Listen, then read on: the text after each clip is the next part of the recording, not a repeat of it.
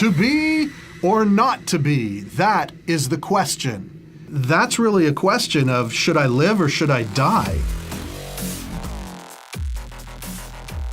I just realized that life hurt. And the more that life hurt, the more I thought, there is something that can stop this pain, and that is death. My dad is a professor of physics at Stanford University, so education was so important to our family.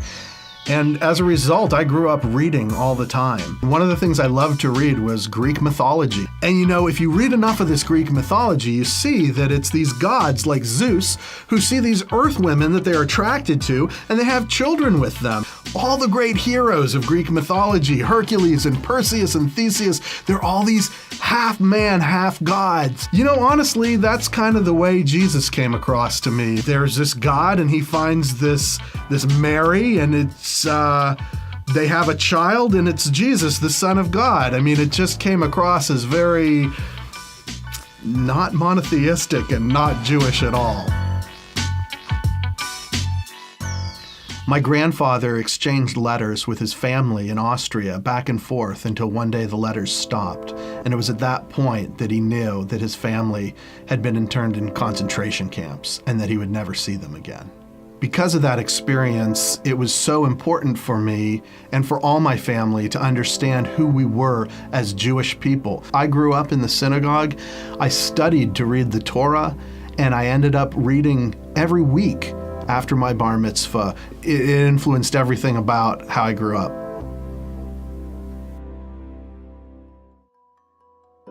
My Bubby, my grandmother, she was an amazing, loving woman, and you just knew her love when you were around her, and everybody loved her too. And one day when I was 10, she was hit by a car and killed. And it was as if life stopped. We didn't know what made sense anymore. We didn't know what was supposed to happen in the world because she was dead, and we buried her. And she went ashes to ashes, dust to dust, and I thought, the worms get her now?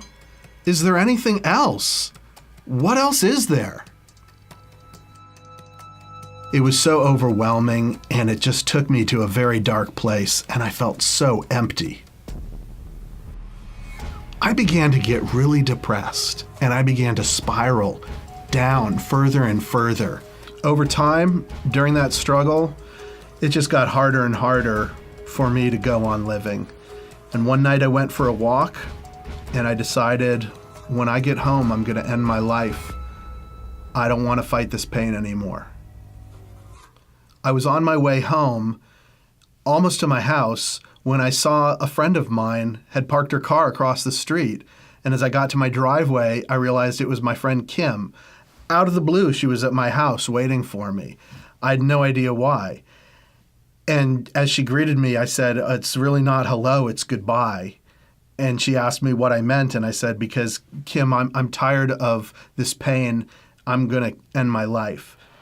Well, Kim asked me if she could share with me about what she believed about Jesus. And I thought, oh, here it comes. But you know, honestly, it seemed really rude to tell her that I'd rather kill myself than hear what she believed. And I wasn't that kind of person, so I said, okay, Kim, tell me. Well, as Kim began to share with me, I was riveted. She was talking about the God of Abraham and Isaac and Jacob, and I was astounded and amazed. And the more she spoke, it was like fireworks were going off in my mind, answering all these questions I didn't even know I had. We talked for hours and hours about redemption and purpose and meaning and God. I don't even remember everything we talked about, but it was mind-blowing. It got so late and I was so tired that even though I was amazed by everything we were talking about, I just needed a break. So I said, Kim, look, I can't think anymore, but I promise you, I won't kill myself before we talk again. I need to go to bed. The next 2 days, all these thoughts kept going through my mind again and again. Is this about Jesus true? Is it not true? Is this worth living for? Is the pain too great? Should I die? And all of a sudden, I'm caught off guard. It's like this smoke is pouring in underneath my door. It was like a cloud. It was obscure. I couldn't see, but it was coming and closing in on me. And it was like an aura around me that was shrinking. And it was getting smaller and smaller.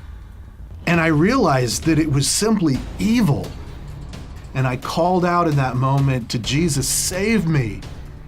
And suddenly the cloud receded and it just backed away as the same way it came, funneled out, went under the door and was gone. And all that I was left with was peace and the light in the room.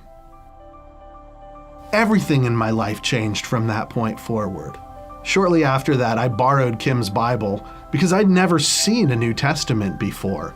I guess I thought it was going to be something weird like out of the Greek mythology that I'd been reading, but actually it seemed just like the Bible I knew. It was Yeshua. He was talking to all the people right there in Israel, his Jewish brothers and sisters, and he was teaching them from the Torah. And I didn't want to kill myself anymore because I had an answer to the pain. And I was able to keep moving forward as I sorted my life out and found meaning and purpose with Jesus.